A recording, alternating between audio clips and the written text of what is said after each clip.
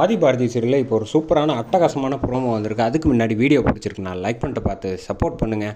பக்கம் பாரதி வந்து சொல்கிறாங்க, எதுவுமே கேட்காம வந்து அவங்கள வந்து அழைச்சிட்டு போகிறதுக்கு வந்து ஒரு அதிகாரி வந்து முடிவு பண்ணிட்டாங்க. என்ன சார் அவ்வளோ அவசரப்படுறீங்க, என் ஹஸ்பண்ட் தான் வந்துருவாருன்னு சொன்னேன்ல அப்படின்னோன்னே, இல்லை அதுக்கெலாம் உங்களுக்கு டைம்லாம் கொடுக்க முடியாது அப்படின்னு சொல்லிட்டு இந்த பக்கம் காரில் வந்து அழைச்சிட்டு வர்றாங்க பாரதியை.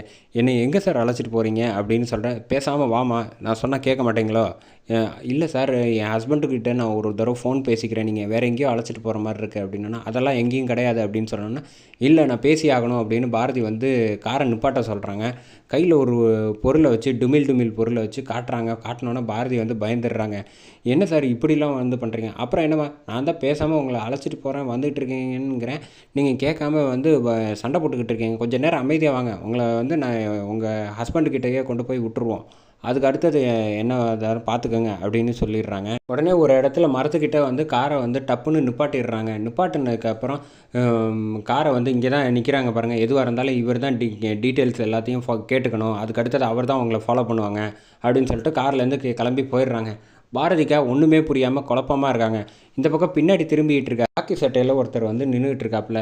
சரி என்னடா விஷயம் அப்படின்னு பாரதி வந்து கேட்குறாங்க. என்னை ஏன் சார் இங்கே அழைச்சிட்டு வந்தீங்க அப்படின்னு வந்து பாரதி வந்து சொல்கிறாங்க. என் ஹஸ்பண்டுக்கு யாருன்னு தெரியுமா, அவருக்கு தெரிஞ்சிச்சுன்னா அவங்கள உண்டு இல்லைன்னு தொலைச்சிவிடுவார் தொலைச்சி அப்படின்றப்ப எதுவும் பேசாமல் அந்த பக்கம் அமைதியாக இருக்காங்க. அமைதியாக இருந்தால் என்ன அர்த்தம்னு பாரதி வந்து இந்த பக்கம் மூஞ்சியை காட்டுங்க தைரியம் இருந்தால் அப்படின்னோடனே திரும்புகிறாங்க. திரும்பி பார்த்தா வந்து ஆதி தான் வந்து அந்த காக்கி சட்டையில் செம்ம மாசாக இருக்காங்க, கூலிங் கிளாஸ் போட்டுட்டு.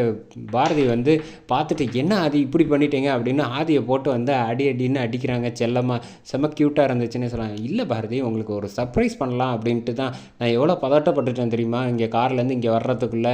நீங்கள் என்னடான்னா என்னை வச்சு கிண்டல் பண்ணிக்கிட்டு இருக்கீங்களா? இல்லை பாரதி, எப்போவுமே வந்து உங்களை நான் விட்டு கொடுக்க மாட்டேன்னு உங்களுக்கு தெரியுமா தெரியாதா?